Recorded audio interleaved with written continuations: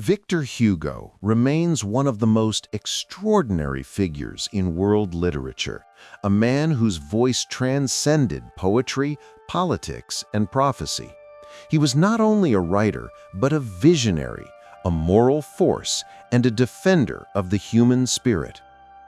Born in 1802, Hugo lived through revolutions, exile, and the rise and fall of empires.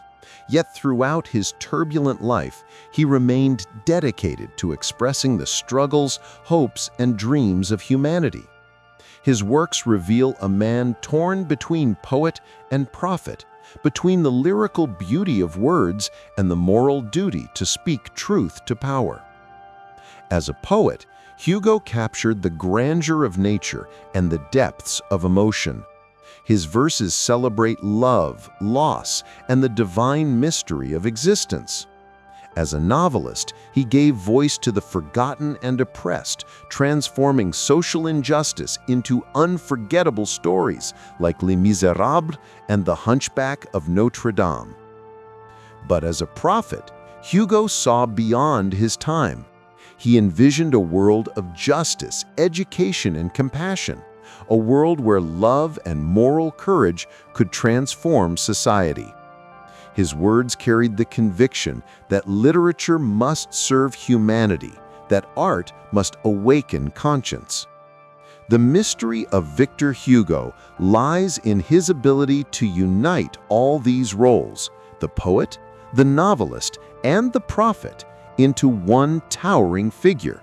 Through his imagination, he became the conscience of his age, and through his words, the voice of all who seek truth, freedom, and light. To understand Victor Hugo, one must first understand France in the 19th century, a nation in constant turmoil, struggling between monarchy, revolution, and democracy. It was an era of great progress and great pain, and Hugo's life unfolded at the center of it all. Born during the reign of Napoleon Bonaparte, Hugo witnessed a country rebuilding itself after the revolution. France was torn between the old aristocratic order and the rising voice of the people. Political instability marked his lifetime, from the Bourbon Restoration to the July Monarchy, and finally to the Second Empire. Industrialization brought both innovation and suffering. The streets of Paris filled with poverty, child labor, and inequality. These harsh realities became the heartbeat of Hugo's greatest works. He saw literature not as mere art, but as a mirror of society and a weapon against injustice. At the same time, France was undergoing a cultural transformation. Romanticism was breaking the boundaries of classical restraint, celebrating emotion, individuality, and imagination, ideals that Hugo would champion and define. Amid revolution and repression, faith and doubt, light and darkness, France became Hugo's stage and his inspiration. The nation's struggles were his own, and through his words, he transformed the chaos of his century into a universal story of hope, resilience, and humanity. Victor Hugo's journey began in Besançon, France in 1802, a child born into a nation of conflict and change.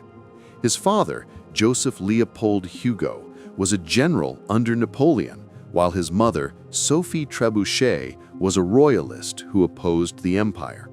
This clash of beliefs between his parents created a world of contrasts, discipline and imagination, reason and emotion that would shape Hugo's mind forever.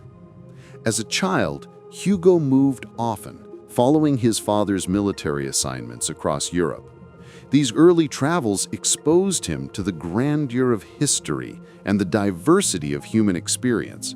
He saw both the glory of power and the misery of the poor, themes that would later define his art. From a young age, Hugo showed exceptional talent and ambition. At just 14, he wrote that he wanted to be Chateaubriand or nothing, referencing the great French Romantic writer who inspired him. This bold declaration revealed the confidence and drive that would define his entire life. Encouraged by his mother, Hugo began writing poetry and drama while still a teenager. By his early 20s, he'd already gained recognition in Paris's literary circles, praised for his eloquence and vision. Victor Hugo's childhood was marked by movement, tension, and discovery, a mirror of the turbulent world he would later describe. Out of that mixture of conflict and imagination emerged a young man determined to become not just a writer, but a voice for love, justice, and the soul of humanity. When Victor Hugo began his career, France was still under the shadow of classicism, a strict artistic tradition that valued order, restraint, and reason. But a new movement was rising, one that would transform not only literature, but the spirit of an entire generation. That movement was Romanticism, and Victor Hugo became its leader. Romanticism in France was born from rebellion, a rejection of cold formality in favor of emotion, imagination, and freedom. It celebrated nature, passion, individuality, and the mysteries of the human soul. Writers and artists sought to express truth, not through rules, but through feeling and vision. Hugo's early works, such as Odes et Ballades, and his preface to the play Cromwell, became manifestos of this new spirit. In them, he declared that art should reflect the full range of human experience, from the sublime to the grotesque, from beauty to suffering. He believed that the poet's role was to reveal the divine harmony hidden in all things. Romanticism was not only a literary revolution, it was a spiritual awakening. It gave voice to love, freedom, and the dignity of the individual.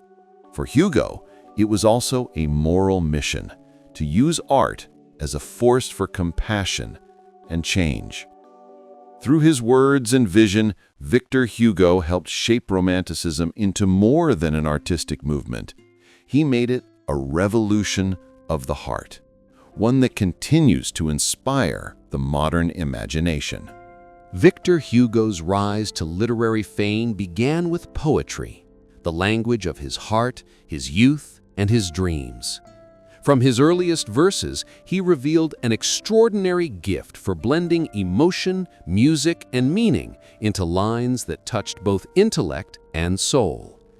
His first major collection, Odes et Ballades, 1822 to 1828, established him as one of France's brightest young talents.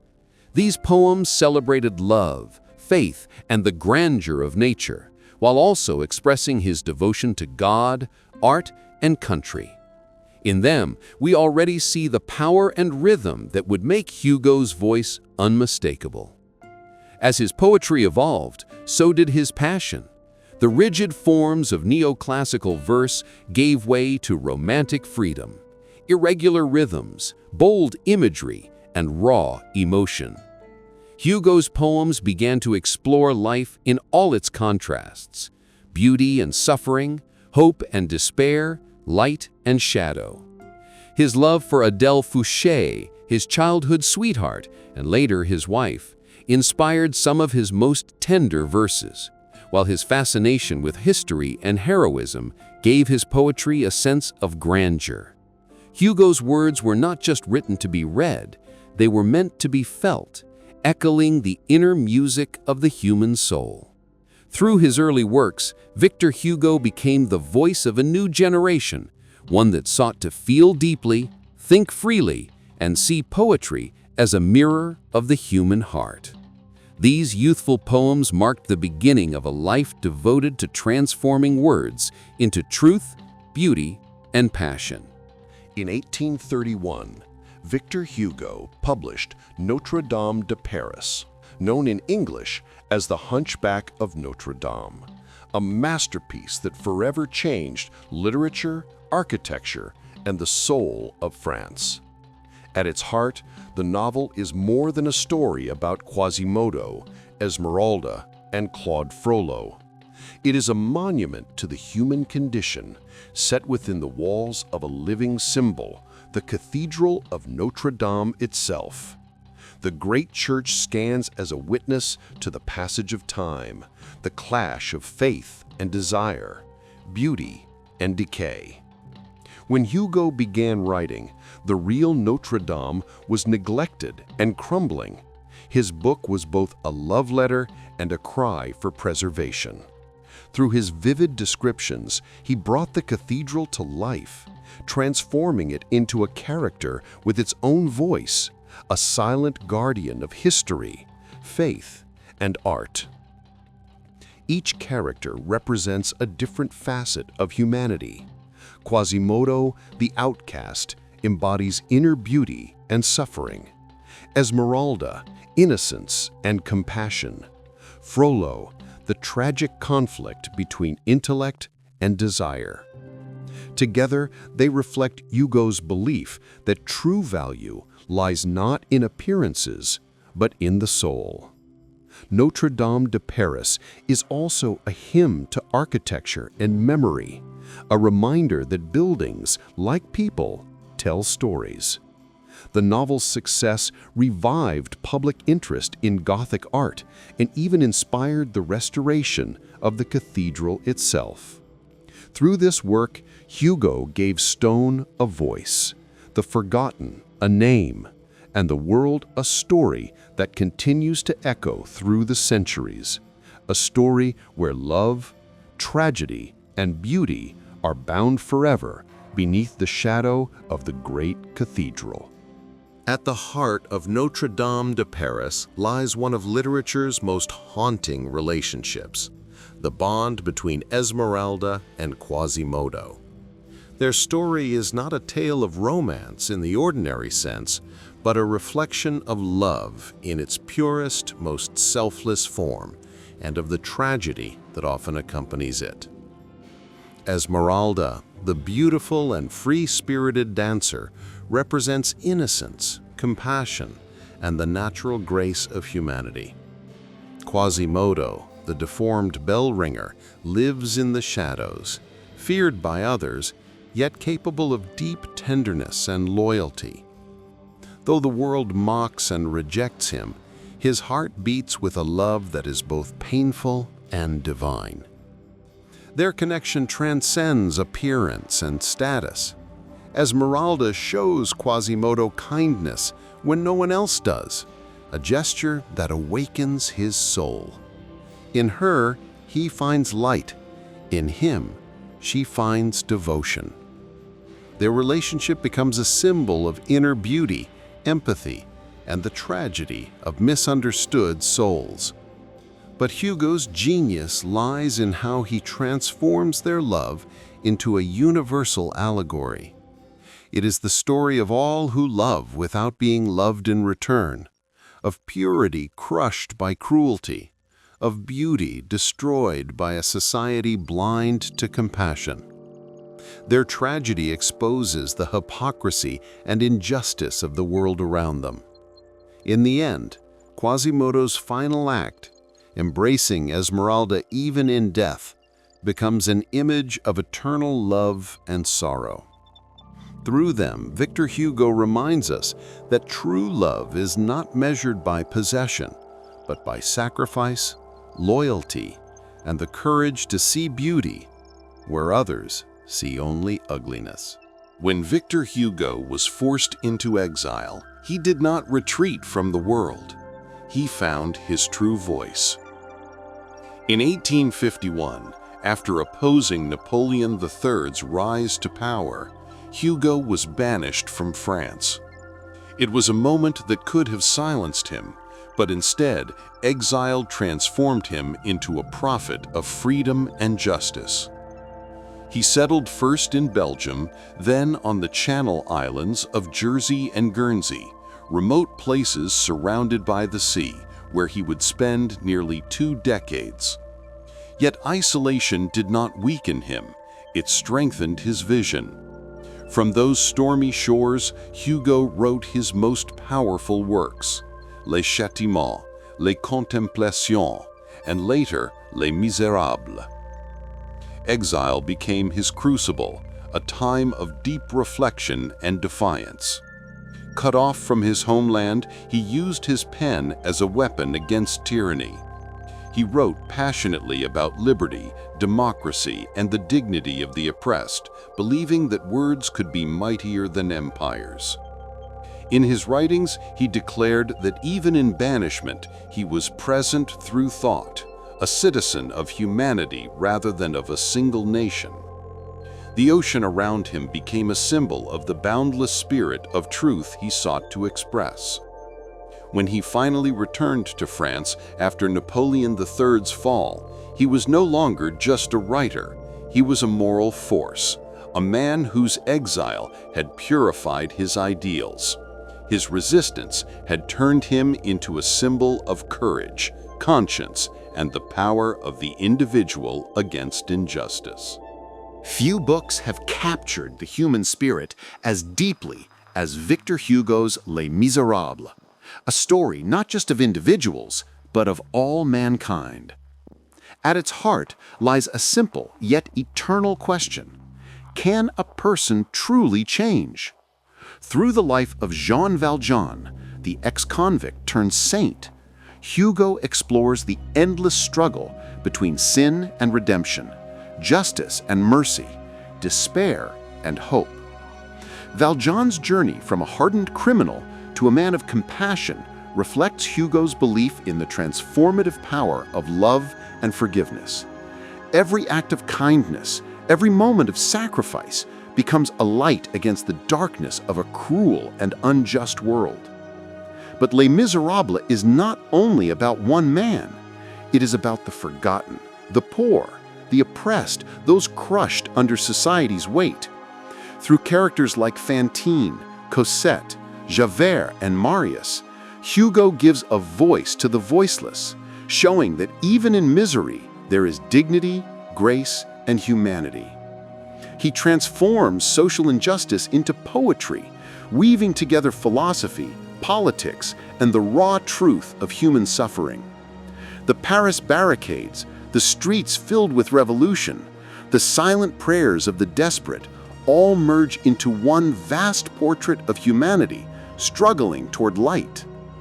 For Hugo, Les Misérables was not just a novel, it was a moral mission to awaken empathy in the hearts of readers and to remind the world that compassion is the highest form of justice.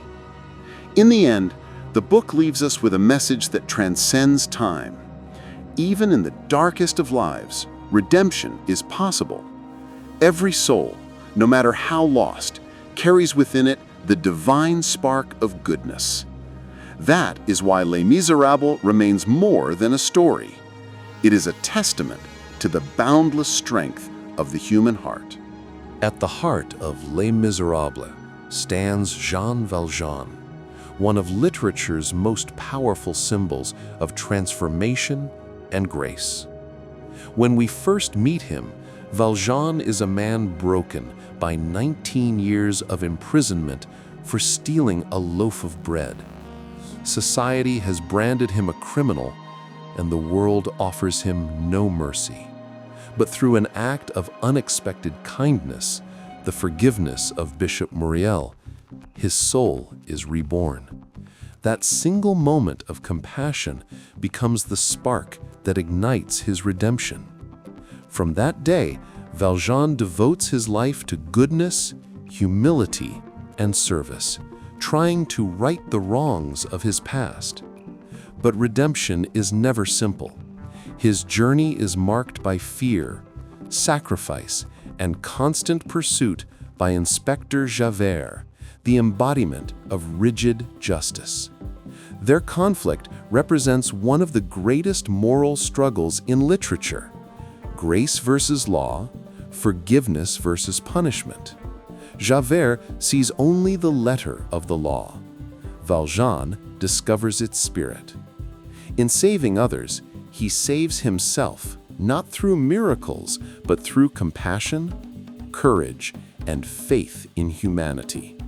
Valjean's life teaches that redemption is not a destination, but a lifelong act of choosing love over hate, selflessness over bitterness. He becomes a father to Cosette, a protector to the weak, a man who transforms suffering into strength. In the end, Valjean's death is peaceful, not a tragedy, but a release. Surrounded by love, he departs, knowing that he has conquered his past. His journey from darkness to light mirrors the journey of every human soul, the eternal hope that no one is beyond forgiveness and that even the most broken life can become a beacon of grace. Jean Valjean is more than a character. He is the embodiment of humanity's greatest possibility, the power to change, to love, and to be redeemed. For Victor Hugo, justice and compassion were not opposites. They were two forces that must coexist for humanity to be truly free. In Les Misérables, Hugo reveals a world where laws are cold, rigid, and often blind to mercy. The poor are punished for their poverty, the desperate for their hunger. Through this, Hugo exposes a truth that still echoes today. A society without compassion is a prison without walls. Characters like Jean Valjean and Javert embody this conflict. Javert believes in absolute justice, in rules without emotion, in duty without doubt. To him, mercy is weakness. But Valjean learns that true justice begins where compassion enters, in seeing not only what a person has done, but who they can become. Hugo's moral vision is rooted in empathy and moral courage. He believed that every human being carries both light and shadow, and that the role of society is to awaken the light, not to condemn the darkness.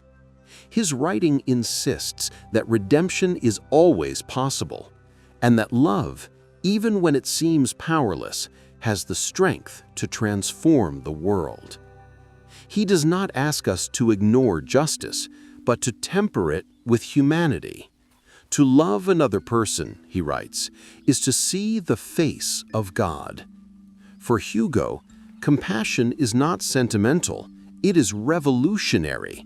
It is the force that breaks chains, heals wounds, and reminds us that we are all bound by the same fate.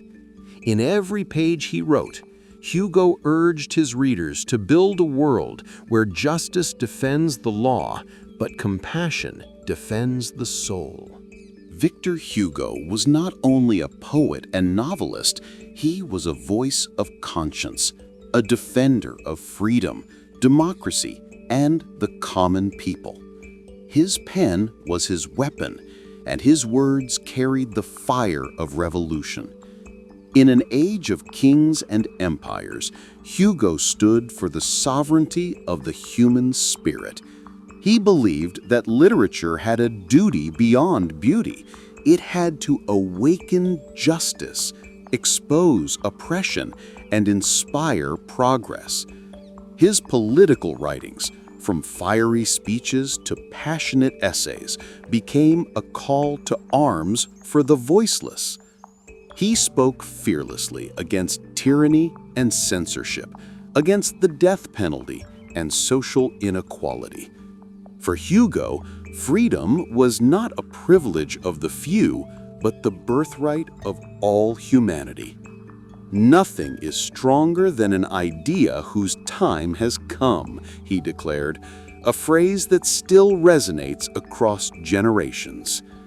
During his exile, he wrote works like Napoleon le Petit and Le Châtiment, which tore apart the hypocrisy of power.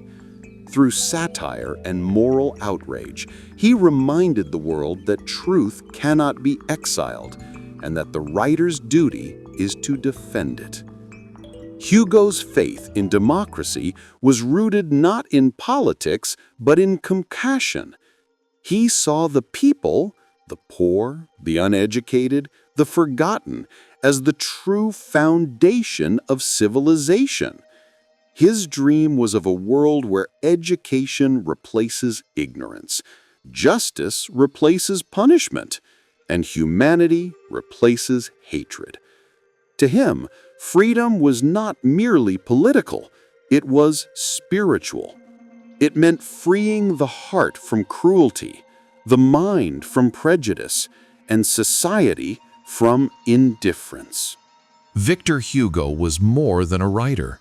He was the poet of the people, a voice for those whom society refused to hear.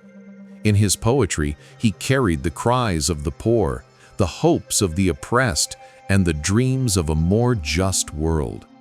From his earliest verses to his later collections, like Les Contemplations and Les Châtiments, Hugo used poetry not merely to express beauty, but to awaken conscience. He believed that the poet's mission was sacred, to speak truth where others remained silent, to turn pain into music, and to transform suffering into light. His poems gave dignity to beggars, widows, laborers, and orphans, people who had no place in the polished verses of traditional literature. He showed that their tears, their struggles, their love were the very essence of humanity. For Hugo, poetry was a form of justice. Every rhyme carried rebellion, every image carried compassion. His words did not belong to courts or salons, they belonged to the streets, to the people. In Les Châtiments, he struck at tyranny with verses sharper than swords. In Les Contemplations, he mourned deeply, yet transformed grief into hope. His poetry revealed that emotion and morality were not opposites, they were one and the same. He wrote not as an observer, but as a witness to the misery of the poor, the cruelty of power, and the indestructible strength of the human heart. Victor Hugo believed that to write is to serve, and that the poet's voice must echo where justice fails. Through his verse, he became not just a poet of his time, but a poet of all time, the conscience of humanity in words. When Victor Hugo was exiled from France, many believed his voice would fade into silence. Instead, exile became the most creative and profound period of his life. On the island of Guernsey, surrounded by the vastness of the sea, Hugo discovered not isolation, but inspiration. From his home at Hauteville House, perched high above the waves, he looked out each day at the endless ocean. The sea became his companion, his mirror, and his muse. In its shifting tides, he saw the reflection of humanity itself, beautiful, violent, and eternal. There, far from the politics of Paris, Hugo found a new kind of freedom, the freedom of the soul. He wrote tirelessly, filling the quiet with the voices of the oppressed, the lost, and the divine. During this period, he created Les Contemplations, Les Châtiments, and the monumental Les Misérables, works that carried the power of a man who had seen both the depths of suffering and the light of redemption. Exile tested Hugo's spirit, but it did not break it. He transformed his banishment into a spiritual retreat, a space where art, nature, and reflection fused into vision. Every crashing wave reminded him that truth, like the sea, cannot be contained. It returns, stronger than before. He called Guernsey his rock of hospitality, and from that rock he sent words across the world, words of resistance, hope, and faith in the human heart. In the solitude of exile, Victor Hugo became more than a writer. He became a prophet of endurance, a man who proved that even when torn from one's homeland, the soul can still find an infinite home, in imagination, in truth, and in the vast sea of inspiration. Behind Victor Hugo's politics and poetry stood a deep and restless spiritual mind, one that sought truth beyond the visible world. To Hugo, life was not confined to earth alone. He believed that the human soul is part of an infinite universe, forever journeying toward light, knowledge, and divine love. During his years in exile on Guernsey, Hugo often turned his gaze toward the heavens. The ocean, the wind, and the stars became symbols of eternity, reminders that every human life is connected to something greater. In his writings, faith was not dogma. It was a living mystery, a dialogue between man and the divine.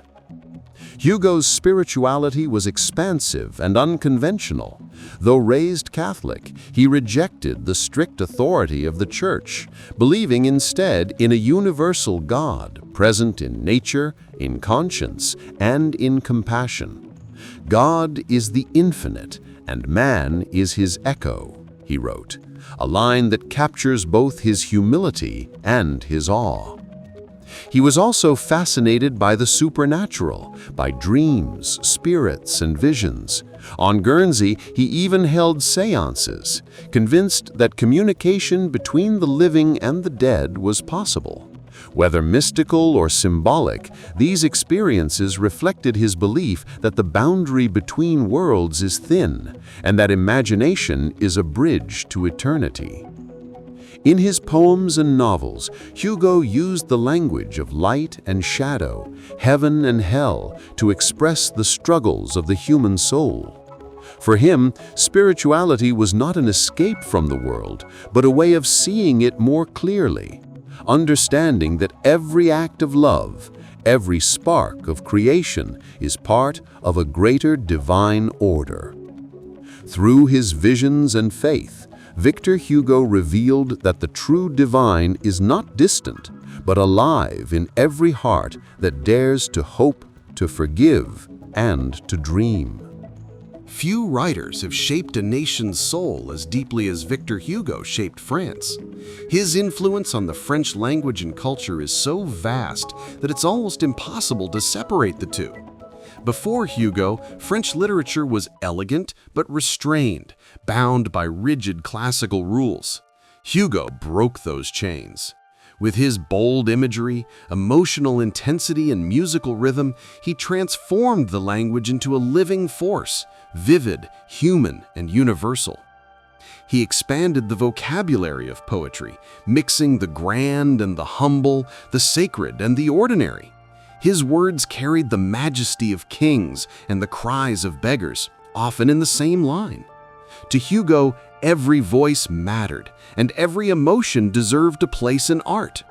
Through him, the French language became not just a tool of intellect, but a voice of the heart and conscience. Culturally, Hugo was more than a writer. He was a national monument in his own lifetime. His works inspired artists, musicians, and reformers across generations. Notre-Dame de Paris revived interest in Gothic architecture, sparking efforts to restore the cathedral itself. Les Misérables reshaped how France viewed poverty, justice, and morality, turning fiction into a mirror of the nation's soul. Even his political writings influenced how the French understood freedom and humanity.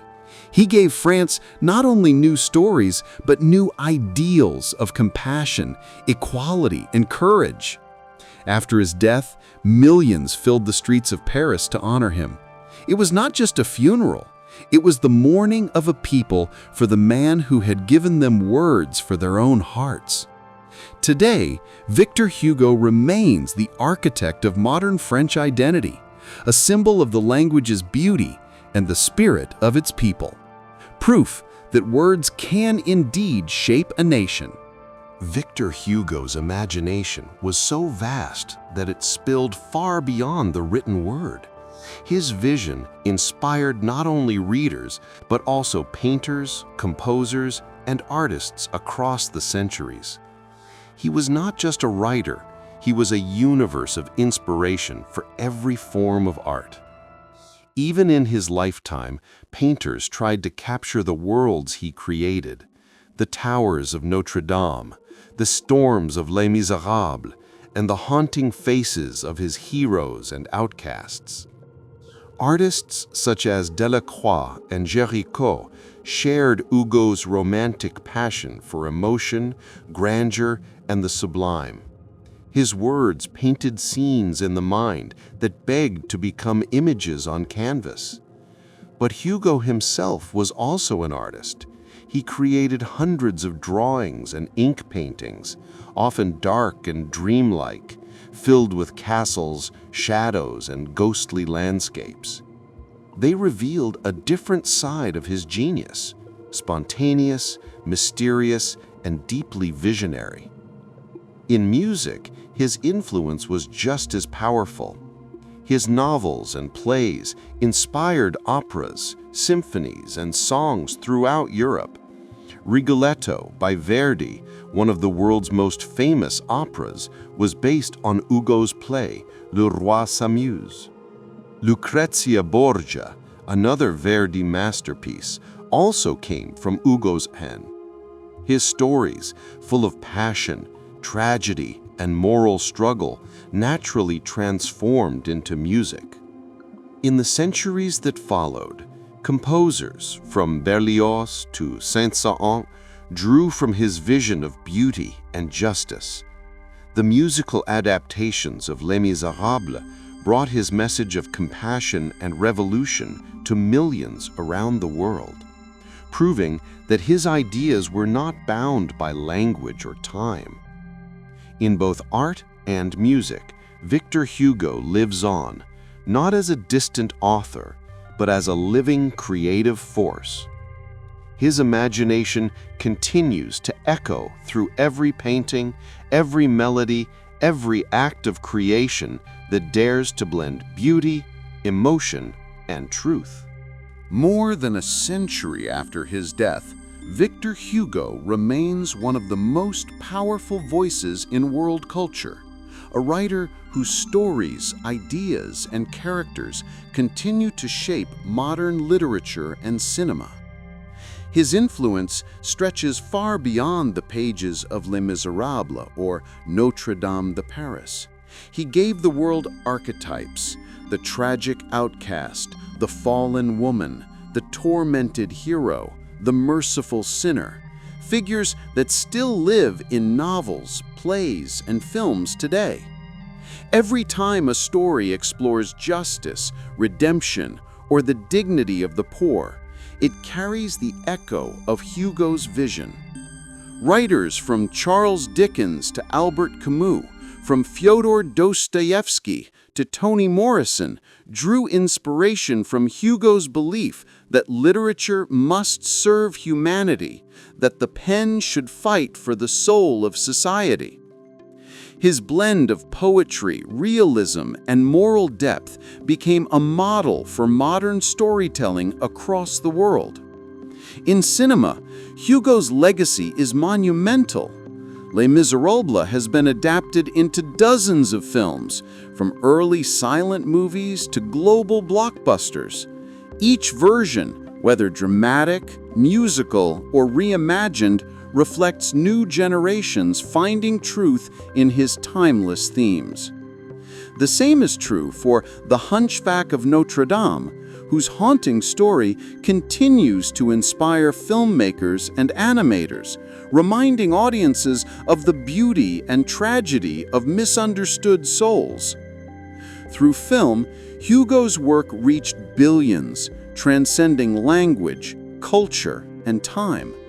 His words became music, movement, and image, proving that the human heart still responds to the same struggles he wrote about: injustice, love, courage, and hope. In modern literature and cinema, Victor Hugo is not a relic of the past. He is a living presence, a guide who still teaches that art's highest purpose is not entertainment, but the awakening of empathy. Victor Hugo's legacy extends far beyond literature. He was, above all, a moral and political force, a voice that thundered for justice, freedom, and human rights. His words still resonate because they speak to something timeless, the unending struggle for human dignity. Hugo believed that the purpose of power was to serve humanity, not to oppress it. He denounced tyranny, poverty, and the death penalty with the same passion he poured into his poetry. His speeches in the French Parliament and his public writings made him one of the most courageous defenders of liberty in the 19th century. He spoke against slavery, defended the poor, and called for universal education, freedom of the press, and the abolition of capital punishment. To Hugo, every human life carried sacred worth, no matter one's birth, belief, or crime. His vision of justice was not about punishment, but about progress, compassion, and moral awakening. Even in exile, he refused to be silent. From the islands of Jersey and Guernsey, he wrote to the world's leaders, urging peace and democracy. His words became weapons against oppression, his pen a symbol of conscience in an unjust age. Hugo saw humanity as a single family, bound by shared hope and suffering. One thing is stronger than all the armies in the world, he wrote, and that is an idea whose time has come. That idea, the belief in universal human rights, became the cornerstone of his legacy. Today, his influence lives on, not only in art, but in every movement that fights for freedom and equality. Victor Hugo taught the world that the greatest revolution begins not in the streets, but in the human heart that refuses to accept injustice.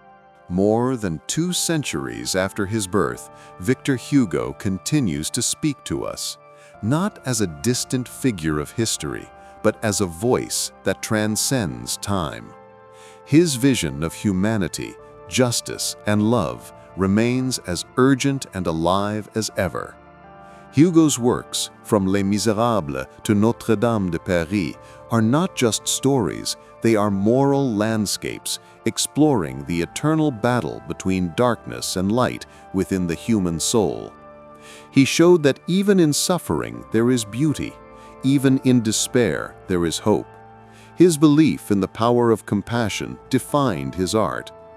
Through characters like Jean Valjean and Quasimodo, he taught that redemption is possible, that love can heal what society has broken. Hugo saw every human being as a reflection of the divine, capable of rising above fate through moral courage. But Hugo's legacy goes beyond literature. He was a defender of the poor, the oppressed, and voiceless. His political writings and speeches shaped the conscience of modern Europe, inspiring movements for democracy, justice, and freedom around the world. In an age still marked by inequality and conflict, his words echo with new relevance that progress without humanity is hollow, and that true greatness lies in serving others. Hugo reminds us that art and action are inseparable, that to imagine a better world is to begin creating it. His ideas live on in every artist, thinker, and reformer who dares to believe that beauty and justice belong to all people. The cathedral he built was not of stone, but of words, a monument to the enduring power of human conscience. That is why Victor Hugo still matters, because his vision of compassion, freedom, and moral awakening will forever be the light that guides the soul of humanity.